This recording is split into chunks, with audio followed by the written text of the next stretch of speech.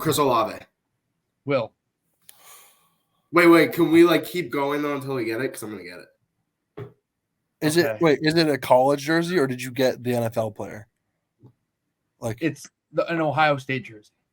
Oh, okay. I didn't know if you Past bought player. Oh wow.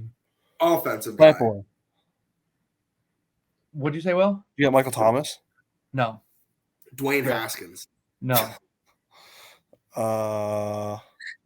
He's Stroud? No. It's a good guess. Joe Burrow. No. Wow. That was a good guess. That's actually kind of good. Did Zeke go to Ohio State?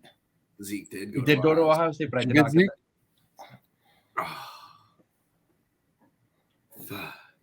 Jackson Smith and Jigba. No. Oh, that was my guess too. Who else went to Ohio State? Currently in the NFL. Do not search up list of Ohio State players, Griff. I just wanted to look up running back. You guys should know this. He got drafted recently. Drafted recently? Recently? Recently, as in he got drafted in the last 5 years. Oh, boy. He's like a premier back in the NFL right now? I would say he's a very recognizable name in the NFL. Fuck, I can't think of any Ohio State. On an NFC team. NFC team. That helped. He's not a running back. Oh. He's a receiver. He's on a team that somebody from Part of My Take roots for. Justin Fields. No. Terry McLaurin. It's Terry McLaurin. Fuck. Shit. Oh my God. Who the fuck else is on that team? DJ Moore? No. I don't even know what college. That'd be a crazy jersey to have. College DJ Moore went to. Fuck. Who's the tight end on the Commanders? No. Oh, not him. An NFC team. Brian Robinson didn't go to fucking Ohio State. No, he went to Alabama. Who was their backup? It's not a running back. Oh, fuck. That's right. You said it wasn't a running back. Not a running back, not a receiver, not a quarterback. Oh, Chase Young? Yep. That's sick. Holy shit. That's so fresh. The stitching. It's legit Stitch. It's legit. Wow. $75 on Fanatics. Wow. That's a really good deal. I went to LSU and I just got a polo. The polo's sick, though. Oh, I loved it. You look like you belong. Should this be a cold opening to the episode? Yeah. Yeah, why not? Anyways, welcome back. It's the boys. We're not even going to do an intro like music to this or anything. Screw it. Stav talking about going to Ohio State soon. Stav, when is that coming up? 3 weeks. November 10th. 3 weeks. We got me fresh off a trip to LSU. So screw it. I'm going to dive right into it. We're going to get into our college football recap as well. I'm going to start off talking about this game between LSU and Auburn, the Battle of the Tigers. And what a weekend it was. Sold out stadium, 102,000 of them. And they had like 7 different like fight songs and chants. And everybody in the stadium knew them. It was insane. LSU basically, like, there's not much to say about the game. LSU dropped a fat shit on Auburn. It was insane. Malik Neighbors is doing Malik Neighbors type things. Jaden Daniels is starting to look like a guy that could sneak into maybe day 2, maybe even day 1 of the NFL draft if he can keep putting up numbers like this. He went 20 for 27, threw for 325 yards, 3 touchdowns, threw a pick, but hey, some people like picks. Some people say it's a bit of a risk. Some people say it means the quarterback's not scared. They ran all over Auburn, ended up winning the game 48-18. Just an absolutely beautiful weekend. Met Paul Skeens, the number 1 pick in the MLB draft. Met his girlfriend, Livy Dunn, the number one pick in every college man's draft. Just a riveting weekend. Unbelievable experience. Stav, you have one of those coming up soon with two Big Ten teams. Going to be an absolute experience. I'm going to pass this episode over to you from here on out. Yeah, absolutely. Griff, you forgot that you also met Overtime Megan. Oh, I didn't forget. Oh, yeah, another great prospect. She's put some great film out there. But let's start off. Let's go to the Pac-12, and we're going to talk about Oregon versus Washington, the game of the weekend, boys. And this was a game going into the week that we thought the winner of this game would end up being in the top 4 eventually, because this is a huge win. And who won that game? Washington. Griff, talk to me a little bit about Michael Penix, because at the beginning of the year, he was on some people's radars. He was, if you're going to talk about Washington, if you're going to talk about the Pac-12, you were going to bring up Michael Penix. But he wouldn't be the first name that you brought up. But now, after this game, after what he's done up to this point, where are you ranking him in terms of quarterbacks nationally?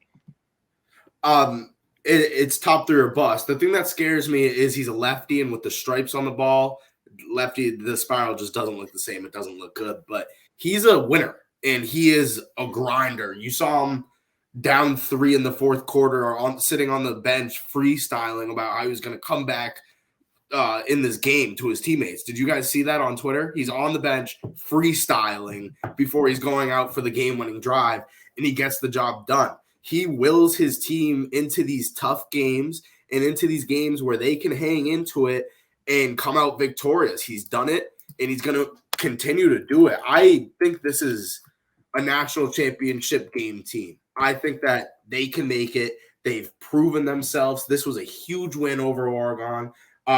They have a few more big games, and they see USC in 3 weeks, and I think I love Washington to beat them as well. I think that they are the most complete team in the Pac-12. It starts with that quarterback, but they also have that wide receiver who's going to solidify himself probably as a top 10 pick. He's insane. He's probably the best receiver in the Pac-12 right now.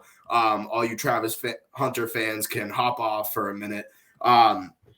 This is the team out of the Pac-12. We've talked about how glorious this conference is going to be in their final season, and what a story it would be if Washington was the team to take the trophy to end it all. What's it called? Michael Penix did his thing on Saturday. He did a great job. He got the ball out there. He threw for 408 yards, had a day. So did Bo Nix. But taking a look at obviously the Pac-12 or anything like that, Washington's a solid squad. They're very, very good. And like you said, Griff, what a way for them to end the Pac-12's basically career with them winning a national championship. Yeah, absolutely. It really comes down to the guys up front. You look at the defensive and offensive lines for Washington. In each game that they've played in, they've been the key factor outside of Michael Penix. And they're allowing them to stay in games. And they get the 4th and inches stops. They get those quick goal line stops, holding opponents to 3, making them take longer field goals than anticipated. This, Griff, you said it best. This team is very complete. And I'm very interested to see how this team scales off against teams like USC, who we're going to get to right now, who traveled to South Bend and faced Notre Dame and lost. They look bad. How much does this game hurt Caleb Williams in terms of stardom and where he's going to end up going forward and for his future? Well, I think this is a big game in his career, especially Notre Dame being, what's the word? They're not in a conference. I don't know I can't think of the correct word. Independent. They're independent. They're independent, which says a lot about Notre Dame, but also says a lot about USC playing them and them obviously losing that game. This is a lot for Caleb Williams. He's expecting to do all these things. I think the reports came out today. He wants part ownership in the team he gets drafted to, and he's talking all about this stuff about, I'm just going to stay another year if poverty franchises want to draft me and all this kind of nonsense. And it's a lot of people would love to be in the predicament that he is in right now, and I feel like he's taking advantage of the situation. Yeah, and we talked a little about Washington, and I talked about how I'd like to think that Washington is a better overall football program than the Trojans, and a large reason why is because of the egos, and it's everyone on this team. It's the freshmen, it's the quarterback, it's the head coach, it's everybody. It's everybody in the football program. And to go and get your face smacked by Notre Dame, that's a classic Pac-12 like move. You go off, you play an out of conference game, you get smacked in the teeth. I think overall that this is actually going to end up benefiting this team in the long run. And looking back at it, when it's all said and done, the end of the season, Notre Dame's going to be a ranked team. They're going to see this one loss that USC took as not as bad as it looks right now when it comes down to the end of the season in terms of rankings. So it's not the end of the world for this team. They're still gonna be in the Pac-12 championship game. They're still gonna have a chance to win it, and they're still gonna have a chance to make the college football playoff. Overall, the Fighting Irish looked good in this game. It was just a classic one of, hey, we're gonna use our big boys. We're gonna use what you don't have. We're gonna win this game in the trenches. Your skill position players are gonna feel those big boys on our defense. And we're just going to out physical you, and that's how we're going to win this football game. That's exactly how they did it. And they did it like every classic Notre Dame team would do it. It's a classic case of Notre Dame versus a West Coast team. I just feel like it always has to be the Fighting Irish to win games like this. USC, their season isn't over. And I really feel like it's hard to say a good loss, especially in college football, but they needed a loss like this. They needed to feel pain because there's too many egos over there, Stav. Yeah, absolutely. You said it best. And I really want to stay on the topic of both of these teams in the Pac-12 when we're talking about Washington and USC, and specifically the quarterback position, because we're looking at two generational prospects, if you may, with Michael Penix in Washington and obviously Caleb Williams, who's probably going to be the first overall pick. But Griff, do you think that there's a world where Michael Penix overtakes Caleb Williams and becomes that first pick because his name is trending up? He's actually minus odds right now to win the Heisman. Do you think with all of the negative press right now that's surrounding Caleb Williams, because it looks like he's bringing baggage wherever he goes, and as an NFL prospect, you do not want that because let alone being the number one overall pick, you have insane pressure. You are expected to turn the franchise around completely. You are expected to go in and immediately produce. We're looking at how Bryce Young is getting scrutinized right now, who's a phenomenal college player, and we kind of expect him to pick it up eventually when things turn around for this franchise in general. But Caleb Williams says he's going to stay at USC if he's going to be the first overall pick to a team that is not favorable for him, which we've seen, but we're never seeing the demands that he has with the ownership. But long story short, I went off on a little tangent. Do you see a world where Michael Penix gets selected first overall over Caleb Williams? You know what, Stav? I think that the general manager with the first overall pick, they're going to look at a few different things. They're going to look at the age difference. And even though it's 2 years, that could be a world's difference to an NFL team. That's 2 more years that they could have that quarterback under their wing. Say, that even could be a psychological thing where they're like, hey, screw it. If we don't think that this kid's ready to start day one, we can sit him down for a year and he'd still be a year younger than what Penix would have been if we drafted him and started him right away. And there's a few other things that go into it. Like, I mean, this is a generational talent. People have been talking about this kid for years and years on. We have seen what he is able to do on a football field.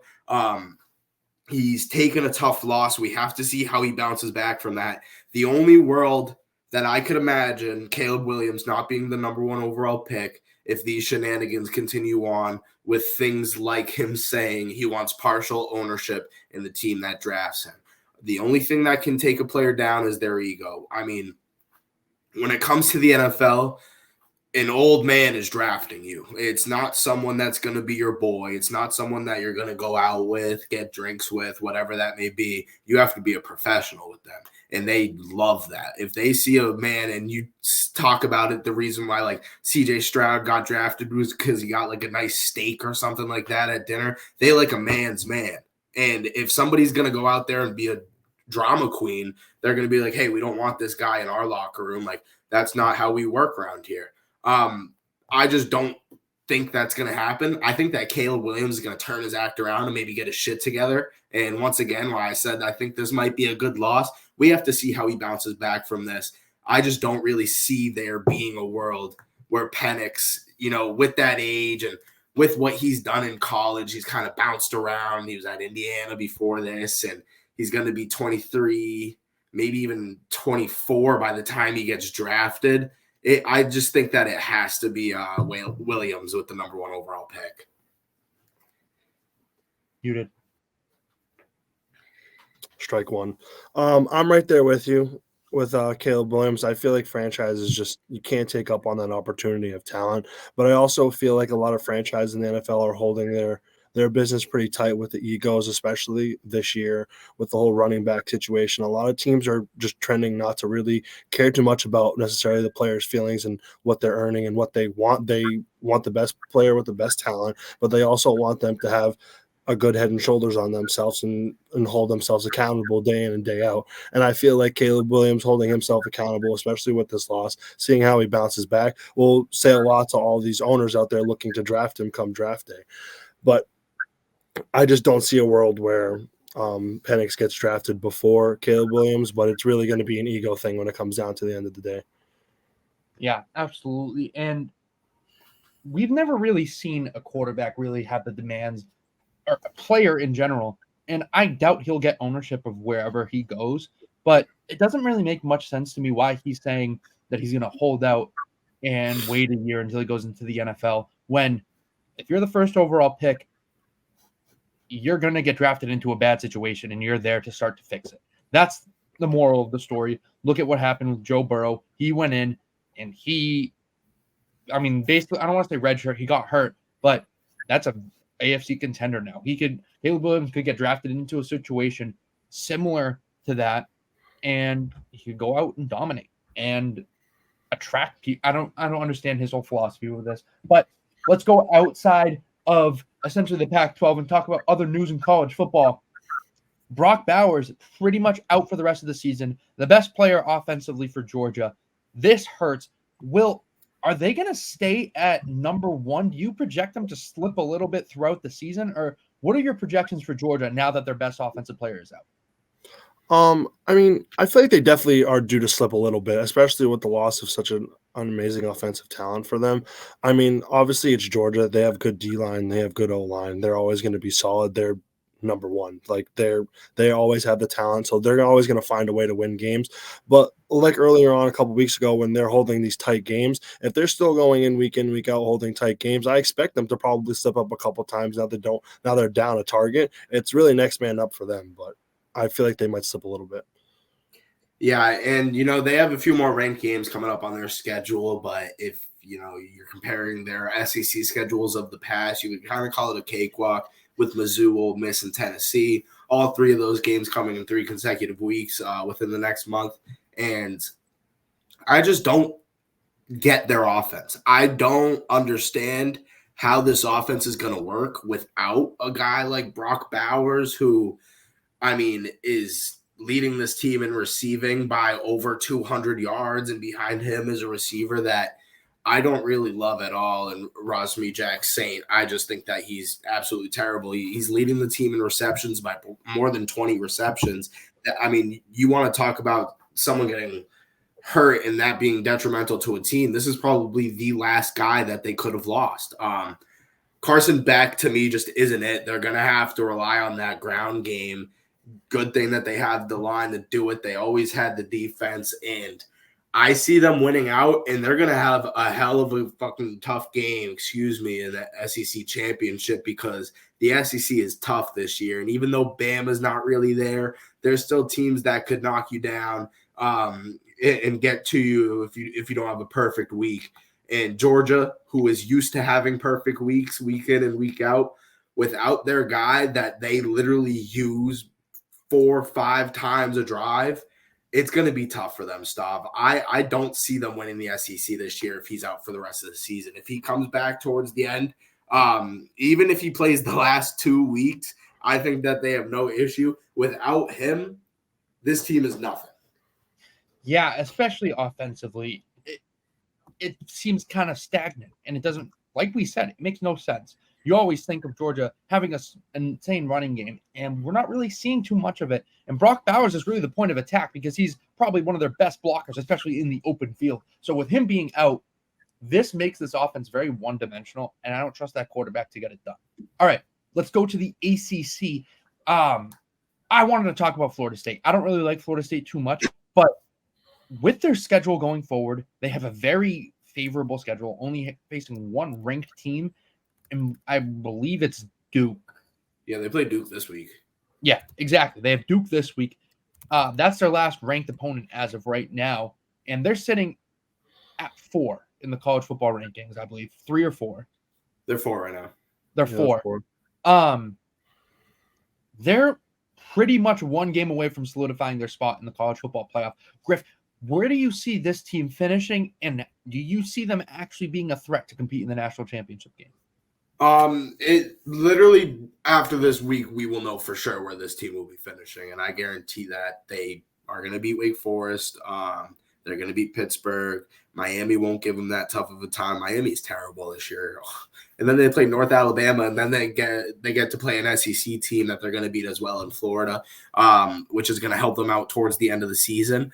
But Duke's going to give them a tough time, and Riley Leonard's going to give this defense a run for their money because he's a guy that just out of nowhere, he's making a play to get that first down, diving, putting his shoulder down into somebody to get those extra couple of yards because why not? He's going to tire out this defense. This is going to be a great test for this defense. I think that they win this game. I think that this is one of the best Florida State teams we've seen since the Jameis Winston days. This is a very good team. They can run the ball. They can throw the ball. Jordan Travis has been at the helm for them for a few years. Keon Coleman is looking like he should be a top 5 pick, in my opinion. And Michigan State fans are so salty because they had him. They had Keon Coleman, not only on the football team, but the basketball team at Michigan State. And now he's tearing it all up at Florida State. He's a guy that's going to carry this team to where they need to be, and that's the college football playoff. I don't know if they really have the best chance to win it all, but when you look at it, Stav, there's Georgia, and we talk about how much we don't love them. Then we go to the Pac-12 and maybe a Washington, which I actually think has a solid chance to win the national championship game. And I think the next team behind that is these guys in Florida State. I think that they finish with the 3rd seed, and they draw Washington, and I think Washington finds their way up to 2. I don't think Washington loses a game the rest of the year. I think that Washington wins the Pac-12 championship, and I think Florida State wins out the rest of the way. They solidify the 3, and that's going to be the greatest game of the year is Florida State versus Washington, 2 of the most complete teams in the nation. Yeah, I mean, this game against Duke is going to be a tough one, as you said, Griff. I mean, given that it's their only ranked opponent they have left to finish out the season, it looks like they're on pace to win out, and so is Washington. And I'm almost right there with you. I think Florida State's going to make the college football playoff. They're going to make noise. They're going to get in there. They're going to do their thing, and so is Washington. I mean, we're pretty skeptical of the other teams that are going to be in this playoff so far. Obviously, it could be subject to change. There's got to be a Big Ten team, too. There's no way there's going to be 2 teams from the same conference in this college football playoff. There can't be. Yeah. The only way I look at it, this would create chaos. So Michigan gets the number 1 seed. I'm saying for chaos, right? Or let me explain the games. If Penn State or if Ohio State beats Penn State this week, Penn State beats Michigan, and then Michigan beats Ohio State, what do you do? Because Michigan. Well, I'm saying, but are you going to take out Ohio State and Penn State when those 2 teams, their quality wins are against the other one's quality win? Yeah. You know what I mean? Yeah. So it creates chaos. And that's what's great about the college football playoffs. Maybe that's where I'm saying Florida State could get out because they have 1 quality win on the year, and that's against LSU in week 1. But they'll play like a UNC, or they'll play someone in the championship game. Yeah, but that game might come against an unranked opponent or someone in the bottom 10 of the ranks. So it's like the quality wins don't line up. And if you're going to compare resumes, Florida State's resume doesn't stack up against it. I'm saying if that scenario plays out. So that triangle of chaos could make this college football playoff crazy, where we see Washington or Georgia at number 1, Washington or Georgia at number 2, and then 3 and 4 are 2 Big Ten teams. Kind of like what we saw last year with Ohio State and Michigan being 2 and 4, or however you want to say it. That can create a lot of chaos. And I think that you can make an argument for each of those Big Ten teams to be in over Florida State, because the competition in the conference, Michigan hasn't really faced anybody, right? Up to this point, they've faced nobody. Ohio State went into South Bend and beat Notre Dame. And Penn State has an opportunity this weekend to go into Ohio State and upset Ohio State. And that might catapult them into the top 4. And then Ohio State has an opportunity to go into Michigan and beat Michigan on their home turf. That's something that could very well happen, because Ryan Day has yet to really beat Michigan. That's his biggest knock. And if he can do that this year, I feel like the categories in itself are, okay, he just rewrote his entire he took the monkey off his back. He beat Michigan. And then if Michigan goes and beats Penn State as they should, that just creates chaos. And that's what I want to see. I want to see chaos. Feed me all the chaos. All right. Let's go and recap week 6 briefly. We'll start off with Kansas City at home versus Denver. This was a snooze fest. Will, I don't even really know what I want to ask you here, but are we going to take this kind of sloppy game from Kansas City to heart? Are we going to take that and say, all right, this is who Kansas City is. They're not the same teams of past. We have to give Eric Bieniemy his flowers. Or do you think, okay, come time for real football in December, this team is going to turn up. This team is going to be back to the dominant AF. They're going to clearly win the AFC West. They're going to be the 1 seed in the AFC, and we can probably chalk them into the AFC Championship. Where on those ends of the spectrum do you put them? I feel like we need to be more critical of the Chiefs here. I mean, they're playing in some sloppy games recently. I mean, they don't have the wide receivers like they used to. Travis Kelce's obviously at the helm of everything for them on offense. Patrick Mahomes has been slipping up here and there. I feel like they need to be kind of held a little bit more accountable. Obviously, I feel like when it comes said and done, I feel like I can't count them out in December, as you shouldn't. They just won the Super Bowl, and they do it every year. They manage to overcome whatever they're overcoming throughout the season, or they're at the top. They have that weird way where they play where they, like, it feels like this is a kind of team where they're playing down to their opponent a little bit, but they're also showing out when it's time to show up. They've taken some weird losses on the year. They're in such a weird predicament. We need to see what they do this week in order for them to really see what goes on for the rest of the year. Yeah, and they don't have the offense that they had before, and they aren't going to have it this year. They don't have the weapons. They don't have the targets that they need. The good thing is, though, the AFC is wide open. You look at this conference, and I would say the Dolphins, the Bills, the Bills look terrible this week too. Maybe the Ravens, if they're like, if something happens, in the Jags. And that doesn't stack up with the teams in the NFC. This is wide open, and when that's the case, the Kansas City Chiefs always have a chance. They're still at the top of this conference, and I really don't see anybody else winning it. When they need to win a game, they have just enough to win against every single team.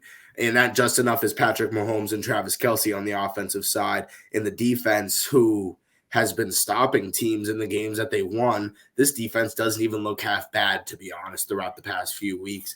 Isaiah Pacheco is a guy that's going to step up when he needs to as well.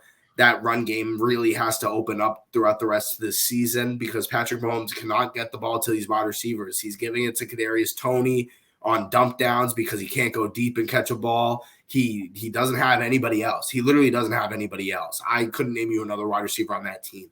They signed Mecole Hardman today. No, yeah. Today? Yeah. For a 7th round pick. Okay, Super Bowl or bust. I'm like, no, like, why are we acting like that's like Julio Jones in 2013? Like, no. Well, Julio Jones just got Julio sent back to Jones. the Eagles. Well, he's out of the practice squad. I don't know where that's going to lead, but it's something. He's going to he'll get a space. Yeah, he'll get called up. He'll get called up pretty soon. All right. Next game on the list. We're not going to recap every game. We're going to talk about probably some key ones that are important to us. We're going to skip ahead a few, and we're going to talk about the Cincinnati Bengals versus Griff's Seattle Seahawks. Now, Griff, I'm going to let you lead off with this. The red zone offense was the reason why the Seahawks lost this game. Yeah, I mean, in the second half, you go to the red zone 4 times, and you have 3 points to show for it. 3 points in the half, and the worst part is our defense. You know, they were keeping us in it this whole time. We had more than enough chances, and I have one person to blame, and that's DK Metcalf. Week in and week out, he screws us over with these 15-yard penalties. He gets literally 1 a week, and he has to get sidelined for a couple of plays. Hey, calm down. Maybe you should translate that into how hard you run your routes, or maybe once you have the ball, use that energy to go into somebody's body. Maybe do something differently than smack someone in the face after the whistle. That's not football. Maybe you should have gone into the UFC at that point. And you only have 69 yards to show for it. We're paying him big money. We're paying him Pro Bowl money, and he doesn't have the Pro Bowls to show for it either. He is not accomplished. DK Metcalf has never done anything. That's why I don't have his jersey. I think he's a hell of a player, but I don't think he has the right to the ego that he has. He's not anything special. He has the chance to be. He has all the tools to be, but he's never showed it. He's never done anything for us in a big game. He had that 1 touchdown against the Eagles a few years ago in the playoffs, and we lost that game. It's like he hasn't done anything, and all he does is screw us over. At the point, it's becoming like he's not the star that he is. Huh? You beat the Eagles in that game. Yeah, and then we lost the next week. Yeah. I thought you said you lost that game. No. I did say I'm still just upset. It was stupid because if we don't win the Super Bowl, then we lost. It's just, but like what I'm basically trying to say is like DK Metcalf swears that he like is a 14-time Pro Bowler, offensive player of the year, and he can just go out and smack people in the face week in and week out because they called him a pussy. Like, you're not a pussy. You're 6'4" and 230 pounds playing wide receiver. Go make plays for us. Go score touchdowns for us. And that's exactly what we needed in this game was DK Metcalf, and we didn't have him. Yeah, I mean, they were in it to start off the game. This was my lock of the week. Did not hit. Wasn't too thrilled about that one. But they were in it to start this game, and their defense really held them in for the rest of it. I mean, that second half was pretty bad. I mean, both these teams didn't look fantastic, but it was also just like one of those things. I really think, like you said, Griff, DK Metcalf was really at the helm of this whole team's struggles yesterday. I mean, there was multiple clips surfacing during the game of one, obviously him slapping one of them, him getting like pissed off because he was wide open on the route. I feel like there's just a lot of issues going on with that. I don't know what's up with all that, but I feel like there's a lot going around with him. I feel like the wide receiver struggles with him, especially this year, has been an interesting one to say the least. I do have to preface. I used the P word in a friendly manner. It was in a friendly manner. I apologize.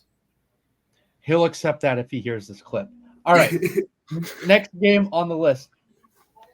I want to talk about the Cleveland Browns versus San Francisco 49ers. Yeah.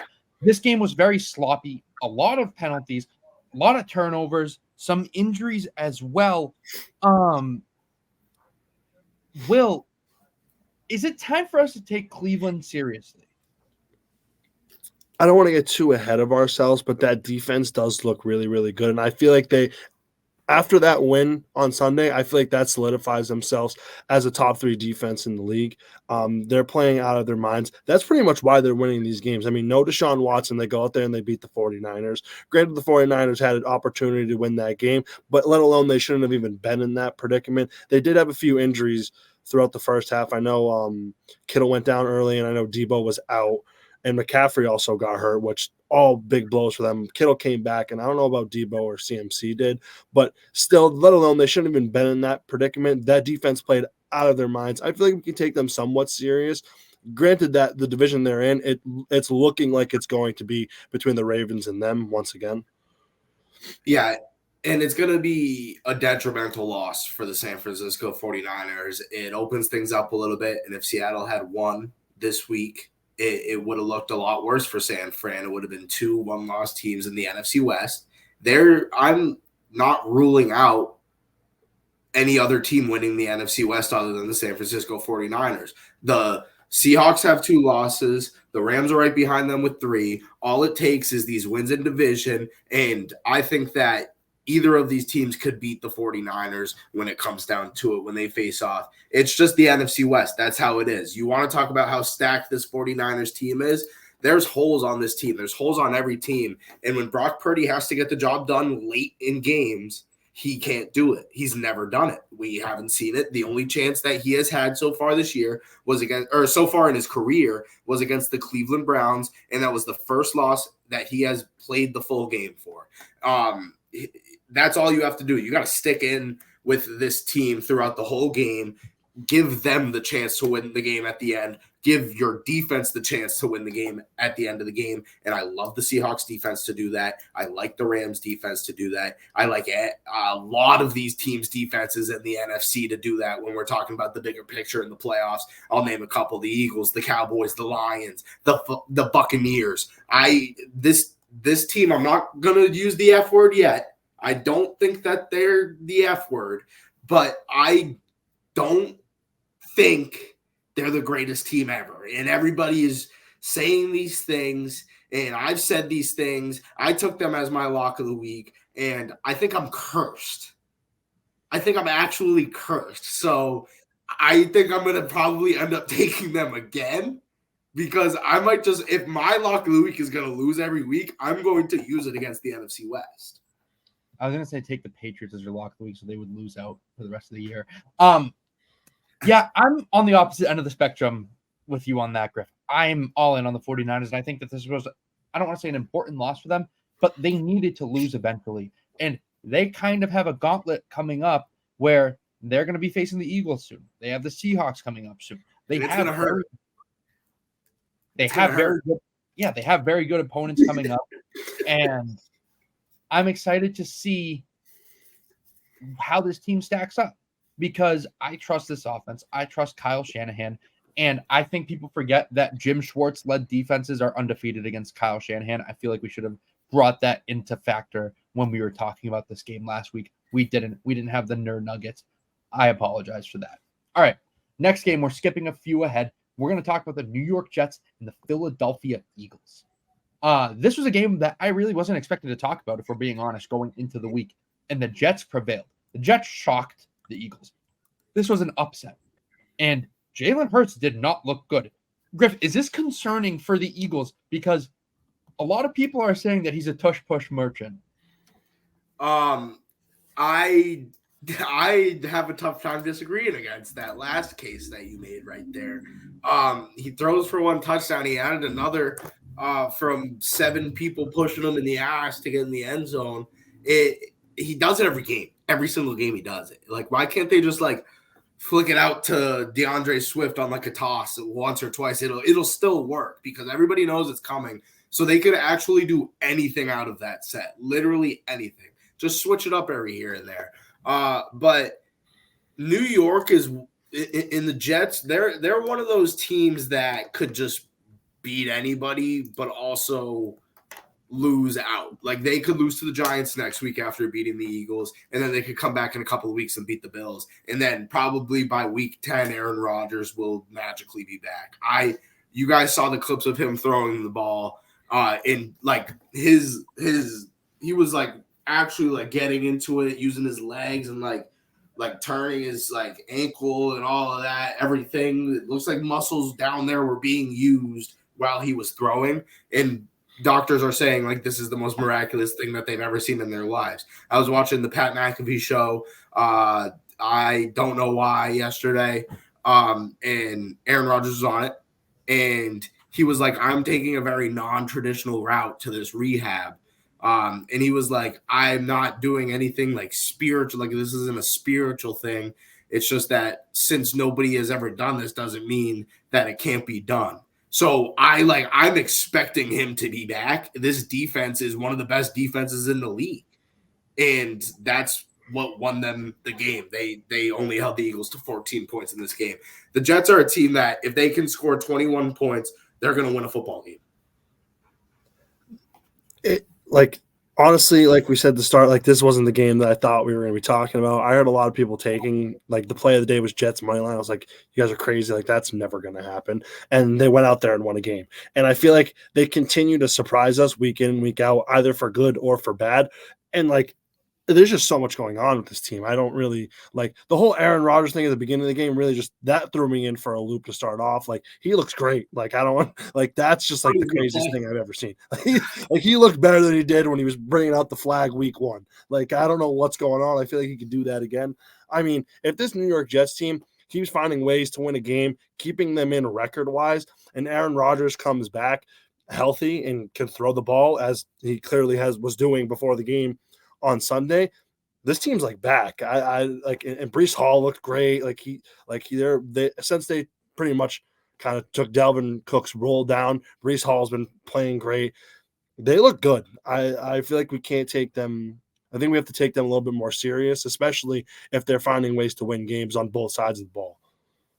Yeah, absolutely. And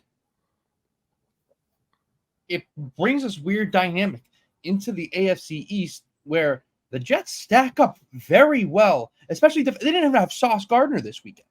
They didn't have any of their corners. They were calling up between the practice squad. They stack up and match up very well with the powerhouses of the AFC. We're talking defensively as well, where they easily could have beaten Kansas City last Sunday night when we know what happened in that game. The Jets right now are sitting at, 3-3? Yep. And they very well could be 5-1. We're talking about them giving the only win to the Patriots, and I'm talking about that Kansas City game. Those are 2 games that they should have back, or that they wish they could probably have back, rewrite, and win. And Zach Wilson right now, he just needs to do a good enough job to allow the defense to win games.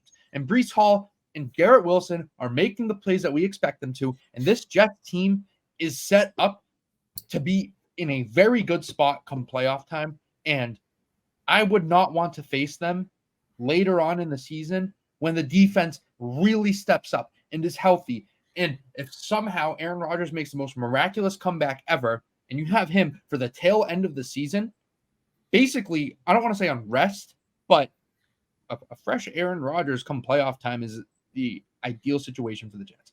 That's all I'm saying. All right, next game we're going to talk about Sunday night. We're staying in New York, where 2 other New York teams face each other. We have the Buffalo Bills at home versus the New York Football Giants. This was a good game. It was sloppy, but the end prevailed, and the Giants got robbed. Who wants to? I'm trying to think what my question is here. There's not really much to say. Let's talk about the end of the first half. Half. Talk us through the first half, or the end of the first half at least. Okay, I want to gauge you guys. Do you think that Tyrod Taylor checked out of a play, was like, hey, let's run it with 11 seconds? I have a very difficult time believing anyone would do that. I have a hot take. I think Dable called that, blamed it on him in front of national television. That's why he went off on him, was to look like it wasn't his fault. I know he went up and made the little check like this.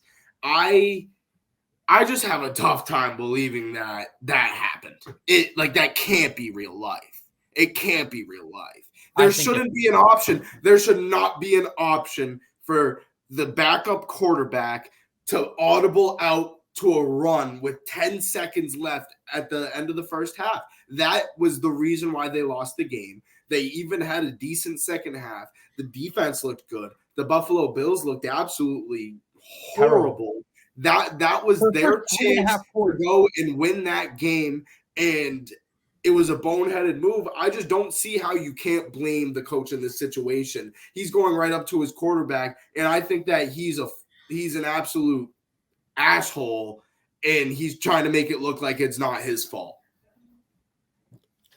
That whole situation was atrocious. Like, I'm still mind boggled by that. This whole game was just like really something. I like the score, the everything. The Bills playing absolutely atrocious.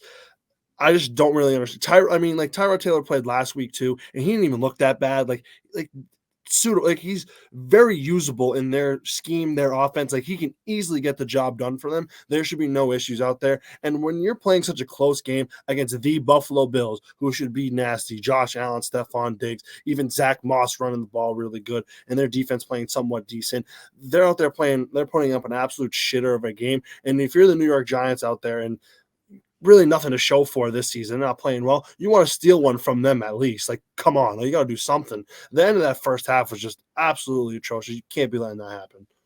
Yeah, with Saquon Barkley coming back, this New York Giants team has a level of stability for the first time really all season, where they have someone who can make plays for them on the offensive side of the ball. And I expect them to be kind of in this range of competitiveness where they're going to be in games. Saquon's able to keep them in games. This defense is decent enough to keep them in games, and we'll see where it goes going forward. All right. Los Angeles Chargers lose a close one against the Dallas Cowboys. This was a very important game for both sides. Dallas came off of a really bad loss on Sunday Night Football against the against the San Francisco 49ers, and the spotlight was on them, right? This was do or die. You needed to win this game. Dak Prescott probably had his best game of the season against the Chargers. Will, where are you pressing the Are you pressing the panic button on the Chargers right now? Because they should have. I feel like they should have won this game. I am a little bit. I'm a little skeptical of the whole. You're hovering around the panic button. I'm hovering over it. I'm keeping it. The emergency latch is off. Yeah, like, I flipped it up. It's just whether or not I'm ready to hit it, and I'm real damn close. I'm on a real short leash with this team. Kellen Moore is getting me a little aggravated.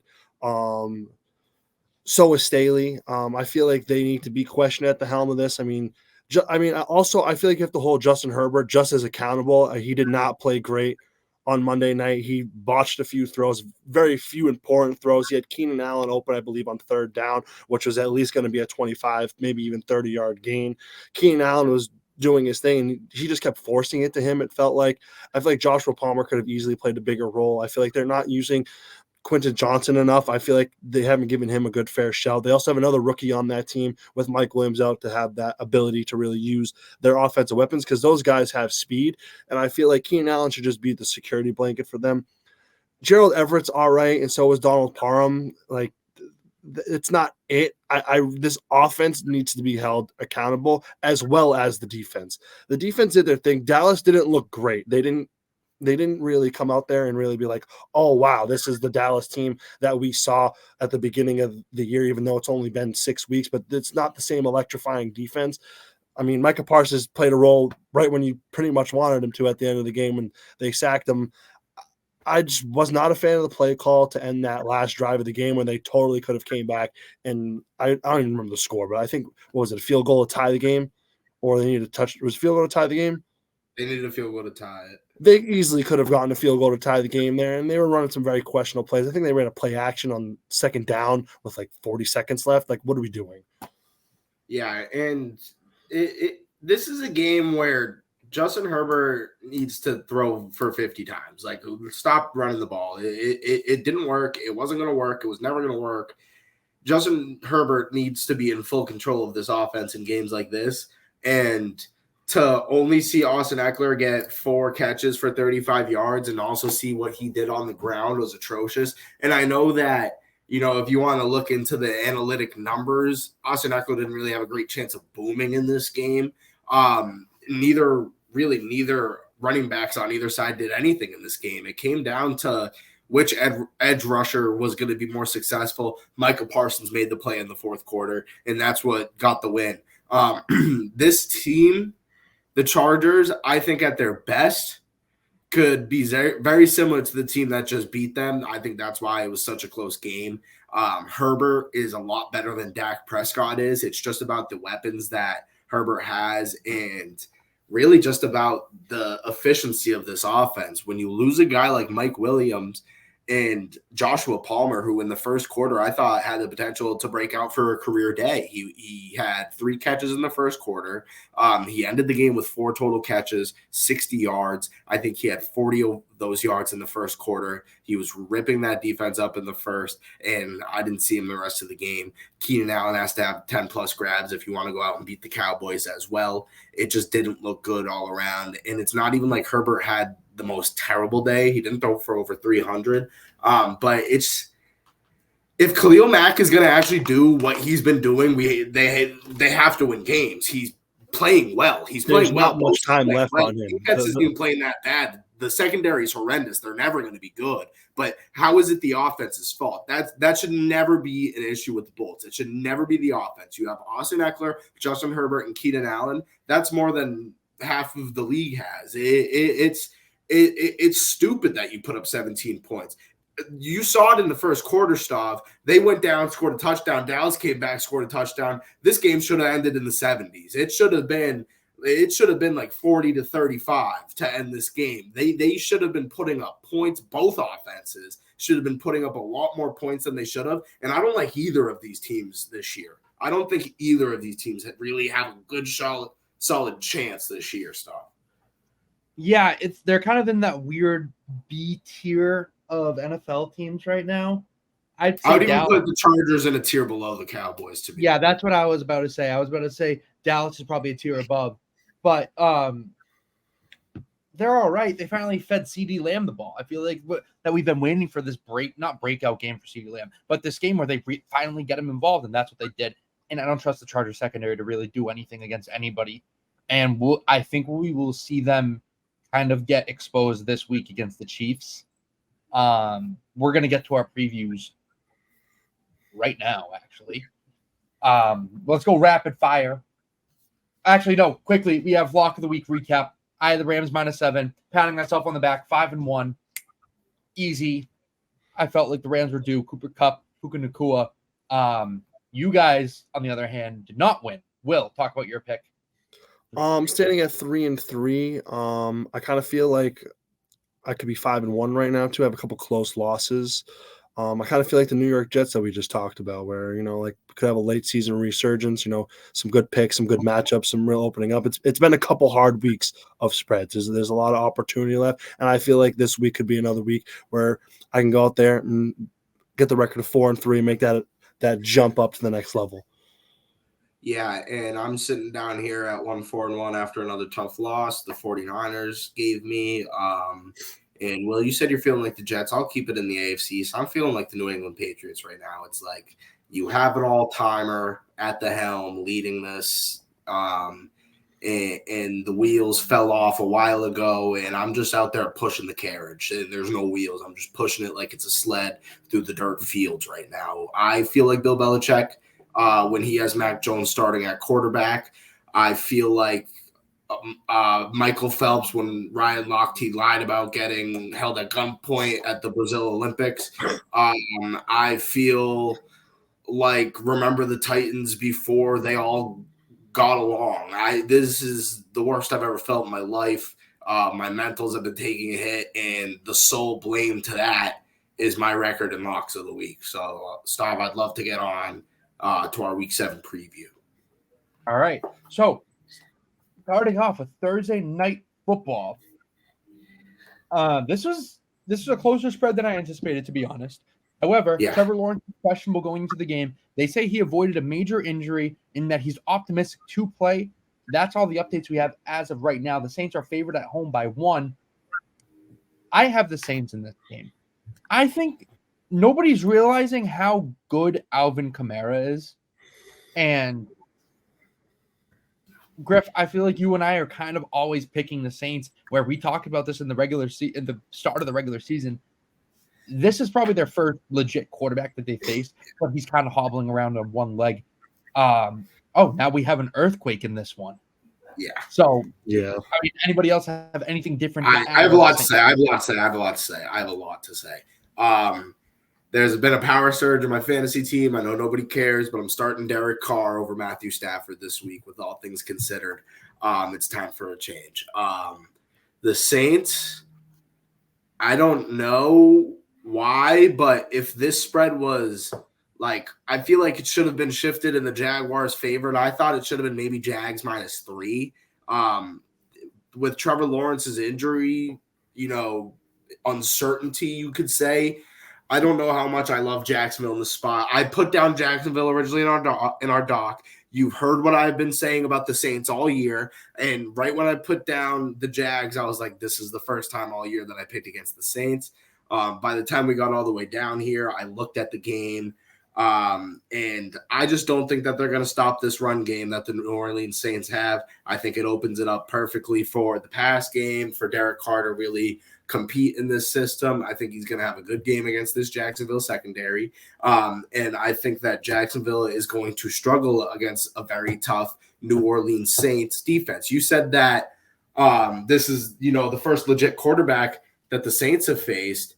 But, what defense has Trevor Lawrence faced? You want to talk about Kansas City, I guess, early in the year? Buffalo, who they put up 25 on? Other than that, they played the Falcons, the Colts, the Texans. They played the Colts twice. I mean, Trevor Lawrence hasn't played anybody, and this is the toughest game that they've had all year. Yeah, no, that's why. I'm saying they put up 25 on them. I like the New Orleans Saints defense better than I like the Buffalo Bills defense, and that's the reason why I'm going to take New Orleans in this game. I'm going to keep it light so we can keep it moving. Derek Carr looks pretty comfortable in that Saints offense that they're running. He feels really comfortable throwing the ball deep. He has his guys.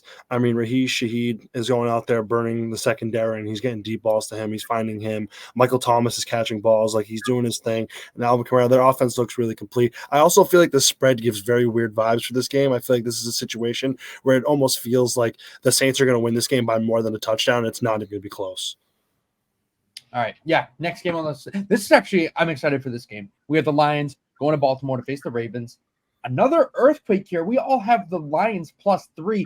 The Lions are on a roll. We're expecting them to kind of produce now, right? I'm not putting them, like we said, the upper echelon of teams in the NFC. I'm going to keep it at 49ers and Eagles, but right below them, knocking on the door, is the Detroit Lions. And you say that 3 years ago, I'd call you crazy. But what Dan Campbell has done to this program is nothing short of amazing. Jameson Williams back. He scored a touchdown last week. And now we're expecting to see Jahmyr Gibbs taking the lead running back role with David Montgomery being out. With my luck, it's probably going to be Craig Reynolds taking the majority of the carries. Same. Anyways, Lions, earthquake. That's all. Yep. Next game on the list, we have the Raiders at the Bears. Griff, get us started here because you're different than what Will and I have. Yeah, I'm going to take the Bears here, and I think that the Bears are going to do what the Bears do, and I think that they're going to end up screwing themselves out of the first pick, and it's going to start with another win this week. They beat a team in the Commanders who they put up monstrous numbers. Justin Fields has been kind of finding his rhythm back. It's been on and off, and I just think that they go out there and they win this football game, and I don't love the spread -3 towards the Raiders. Jimmy Garoppolo should be back off of injury, all things considered, right? Mm-hmm. He should be back. And I don't know. I just like the Bears in this game. I honestly think it's a toss-up. I'm gonna say DJ Moore has another great day. He's playing pissed off. I feel like this could be easily should have been the pick'em game. I don't know why I get that vibes from this game. I mean, obviously the Bears won against the Commanders last week, but I'm gonna go with the Raiders here, -3. I don't really know why I like them, but I do. I really have nothing for this game. I feel like it's going to be one of those games that's going to be kind of ass. Yeah, this is a weird game. Not one that we definitely have circled on this list. But next, you have the Browns going to Indianapolis to face the Colts. Browns are 2-point favorites, and I'm hammering the Browns. I love the Browns this week. I'm all over them. Deshaun Watson actually didn't practice today, but he could be back. I just trust his defense way too much for the Colts to hang. And with the breaking news of Anthony Richardson being out for the rest of the season, that's a lot of news to bear. Shout out to Rich. That's the first of Stav guys who are going down. Next game. Colts. Yeah. All right. Yeah. Bills at Patriots. Bills. Fuck the Patriots. They suck. Yep. All right. Next, we have another shitty game. This is a slate. We have the Commanders traveling to New York to face the Giants. I have the Giants here. I always feel like Saquon Barkley is going to go crazy against the Commanders. I love the Giants. I have literally no reason for taking the Commanders. It literally just like the Giants. The Giants are just a dumpster fire. Like I think that the Giants could be the worst team in the league. I also have zero reasoning for bringing the. I mean, I guess like Sam Howell, UNC guy, go UNC. Like rooting for a guy out there, Sam Howell. You know. All right. Anyways, next we have the Falcons going to Tampa to face the Buccaneers. Buccaneers are 2.5-point favorites. Desmond Ridder on the road sucks, and I think that this is the week that he gets benched. I have the Buccaneers here. The Buccaneers always, I feel like, are very good in division games. Kyle Pitts scored a touchdown last week. Johnny Smith. I don't know why I took the Falcons. I'm gonna take the Bucks. Switching up too much. All right. Next, we have the Steelers at the Rams. Yeah, earthquake Rams. Yeah. All right. Cardinals at Seahawks. Wow. All right. Will, why do you like the Cardinals this week? They're just a scrappy team. I don't know what it is. It's a divisional matchup too. I can't figure it out with them.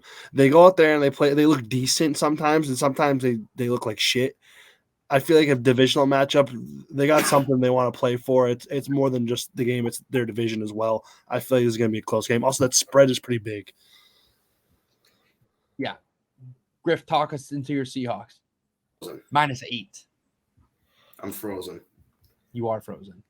I'm here now. Okay. Yeah. It's a big spread. It's a big spread, and the exact reasoning what Will said. It's a divisional matchup. This is a team that's scrappy in Arizona, but scrappy can only get you too far. This is, they're going up against a team that has the potential to make the playoffs. They're in the division. They need this win. This is a must-win game for the Seattle Seahawks. They have to handle their business, and this is one of these games where this is, the test. Is this a playoff team? They have to beat the teams that they should beat. Arizona is one of those teams. They can be as scrappy as ever, but scrappy can only get you so far when the other team across from you needs to win this game. I think that the Seahawks win by a touchdown and a field goal.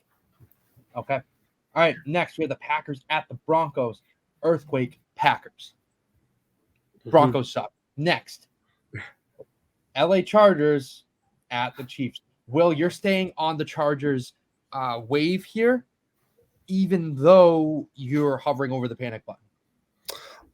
Yes. So they covered the spread against the Cowboys, which I believe was like 4.5 or something like that. They covered that spread. And I'd consider the Cowboys defense a lot better than the Chiefs. And I feel like that offense has a lot better of things that they can possibly be doing. It's also another divisional matchup that we're talking about here.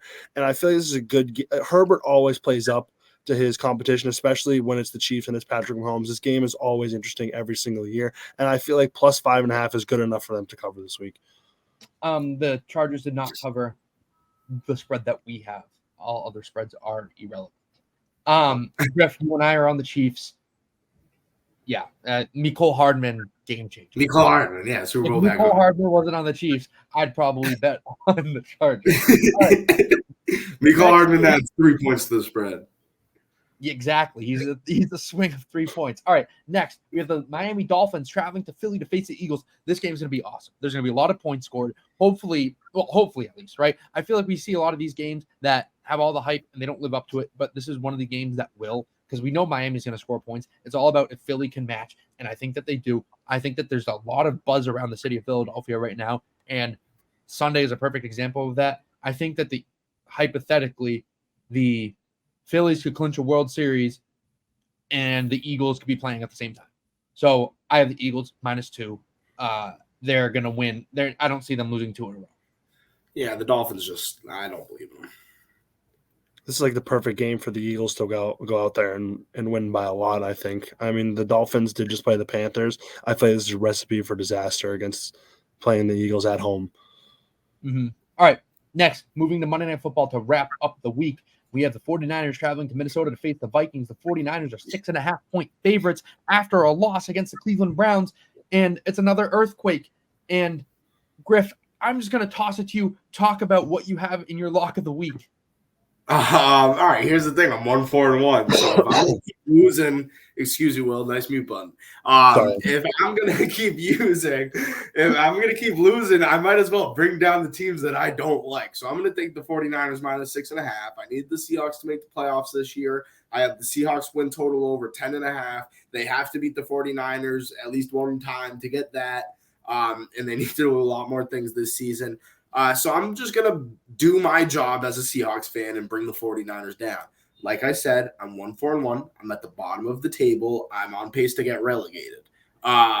There's no chance. There's no chance I lose this. If I do, the 49ers lose. And if they win but don't cover the spread, I actually will have absolutely nothing to say on the next episode. I'll probably stay on the episode. I don't even know if I'll speak the whole episode if that's the case. Protest. Wow. Will, talk about your lock of the week. Lions +3. Having the Ravens -3 is so disrespectful to the Lions. This spread should be a lot closer than I think 3. It almost should be.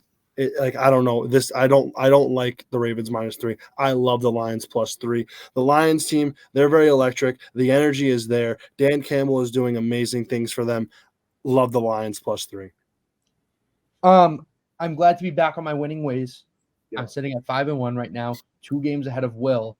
I got the Packers -1. That's my lock of the week, fellas. And coming off of a bye against a pretty bad Denver Broncos team, I think that this is a perfect opportunity for the Packers to kind of reinstate themselves into the competition of the NFC North. Not for the win, but to kind of put themselves in second place and compete for a wild card. That's kind of where I put this team. And this team's fully healthy, coming off of a bye. You have Christian Watson. I expect good things and big things out of the Green Bay Packers. And Griff, back up to you. As simple as that. We got a hell of a weekend. As always, we have a slate of games on Sunday. We got a few good college football games that we'll be recapping on the other side, and also a lot of baseball, a lot of hockey. Yep. I've been watching hockey. It's been crazy. Stav, I've been writing your cousin's picks. I wrote them last night. He went 2-0. I'm with him on Capitals money line tonight. And he doesn't even know it. I'm just like taking them, and once they hit, I just heart the message, and like maybe he notices, maybe he doesn't. But I've been riding with him the whole way. He's been serving me picks, and it's been awesome. I've been hitting on MLB as well, and it's great because I make all my money in the weekend, and then I lose it all in the NFL. If you guys couldn't tell, I'm 1-4-1 in the lock of the week. My cheeks are starting to get all rosy. It's the Irish skin. That means it's time to end the episode. We hope you guys enjoyed. We will catch you at the end of a beautiful weekend of football. And yeah, peace.